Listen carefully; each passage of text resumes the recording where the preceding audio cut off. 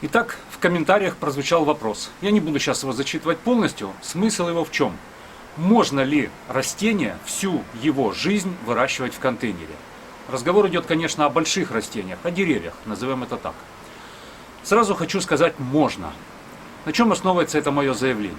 Ну, вспомните, например, бонсай. Фактически для бонсай используются любые деревья. Ну вот, например, гинго билоба. В природе оно может вырасти 20, а то и 30 метров высотой, но тем не менее из него получаются великолепнейшие бонсаи. Или, скажем, вот здесь для украшения города часто используют контейнерные растения оливковых деревьев. Старые, с мощными стволами, но тем не менее они растут в контейнерах. То есть получается, что нужно просто уметь ограничивать развитие корневой системы. И вот тому наглядный пример. Вот эти сеянцы получены из семян одного и того же растения, посеяны в одно и то же время, ухаживалось за ними совершенно одинаково. Ну, это гинго билоба. Вот этот сеянец я в этом году весной не пересадил, не было у меня контейнеров, он так весь сезон и рос в маленьком контейнере. Вот его прирост где-то 7-8 сантиметров. Тот же самый сеянец, но пересаженный в больший контейнер. Прирост, почти 40 сантиметров. Видите, какая существенная разница. Или вот, скажем, сеянцы мушмулы японской. В маленьком контейнере и в большом контейнере. Да, растет и это, но разница существенная. Итак, самое главное – уметь ограничивать рост корневой системы. Вроде бы все просто, но не так это все просто. Когда растение растет в контейнере, его корневая система все равно продолжает развиваться. Даже в маленьком контейнере она растет. Рано или поздно этот корешок утыкается во внутреннюю поверхность этого контейнера, и дальше развиваться ему некуда прямо. И он начинает развиваться вдоль внутренней поверхности этого контейнера. Корешок не один, их много. Постепенно вот эта вся поверхность начинает обматываться этими корешками. Растение начинает душить само себя. В садоводстве, в контейнерном садоводстве есть даже такой термин – самоудушение. Когда эти корни настолько оплетают весь этот земляной ком, сами себя, что в конце концов начинают друг друга душить, и растение плохо развивается, а может даже в принципе и погибнуть. Я думаю, некоторые из вас сталкивались с ситуацией, когда вы покупаете контейнерное растение где-то в садовом центре, переросшее, которое долго не пересаживали из одного контейнера в другой. Приносите к себе на участок, хотите высадить в открытый грунт, достаете, а там сплошной клубок корней. Не высаживайте, обязательно распутайте эти корни, разрежьте их. Почему? Да потому что даже в открытом грунте эти корни по привычке будут расти вот так по спирали, опутывая и удушая сами себя. Следующий важный момент, который вы должны понимать. Растение активно растет и развивается, пока оно молодое. Постепенно с возрастом эта активность уменьшается. Это значит что?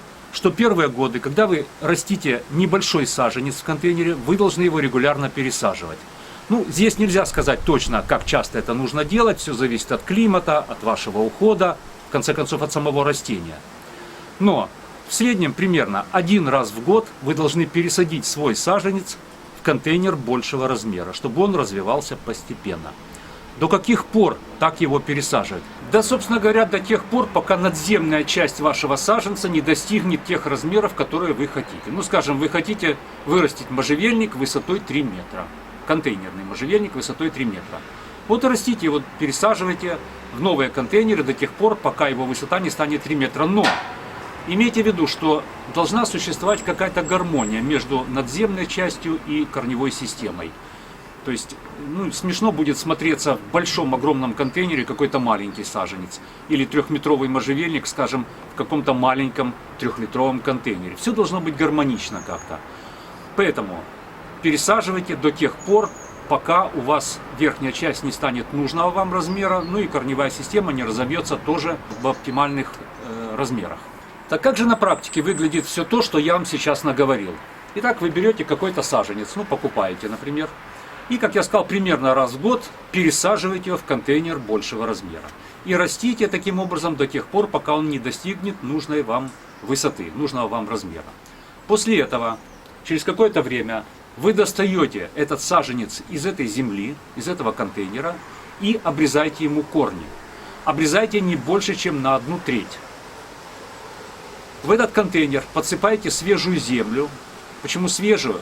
Как бы вы ни удобряли контейнерные растения, все равно почва потихонечку истощается. Объем питания у растения ограничен, оно высасывает оттуда все. Поэтому подсыпайте свежую землю. Либо, есть еще один вариант, вы можете использовать живые удобрения, бактерии. Эти бактерии, поселяясь в почве, начинают выделять вещества, нужные нашему растению. Все нужные вещества в нужном количестве. Отличный вариант. Итак, скажем так, подсыпаете свежую землю и снова сажаете туда ваше растение. Ну, естественно, поливаете, чтобы оно лучше там укоренялось. Вот после такой пересадки с обрезкой корней растение как минимум год вообще будет стоять на месте. Ну да, оно испытает шок, ему нужно будет адаптироваться. Поэтому год оно вообще не будет расти. Через год оно потихонечку начнет приходить в себя и начнет опять отрастать. Ну, я не знаю, примерно через 3-5 лет эту процедуру нужно будет повторить. Как я сказал, все зависит от климата, от вашего ухода и от самого растения, насколько быстро оно растет.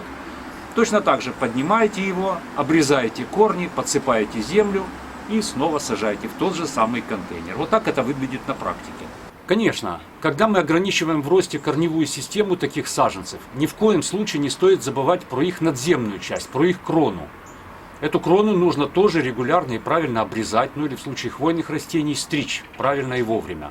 Хотя, если мы проводим такие довольно жесткие операции с корневой системой, то и крона нарастать будет не так активно. Они взаимосвязаны, крона и корни. Обрезаем корни, крона будет расти медленнее. Ну и еще один важный момент. Зимовка таких саженцев. Морозостойкость контейнерных саженцев ниже, чем у саженцев, которые высажены в открытый грунт. Почему? Потому что их корневая система более уязвима при сильных морозах. Поэтому продумайте, как они у вас будут зимовать. Либо вы их будете куда-то убирать, заносить в помещении, где низкая температура, но нет сильных морозов. Либо каким-то образом, с помощью каких-то материалов, утеплять их корневую систему. Итак, подведем итог. Любое растение, дерево можно всю жизнь выращивать в контейнере. Но от вас это потребует определенных хлопот, определенных забот, определенных навыков и определенных знаний. Возможно, определенных финансовых затрат. Почему? Потому что вытащить взрослое, большое растение из контейнера достаточно сложно физически. Возможно, вам придется создавать какую-то систему блоков, лебедок, чтобы это делать. Это делается не часто, но тем не менее, раз в несколько лет делать это будет нужно. В общем, подумайте о том, сможете ли вы это, справитесь ли вы с этим. Ну и когда решите, что нужно, смело принимайтесь за дело. У меня на сегодня все. Спасибо, что смотрели. Увидимся.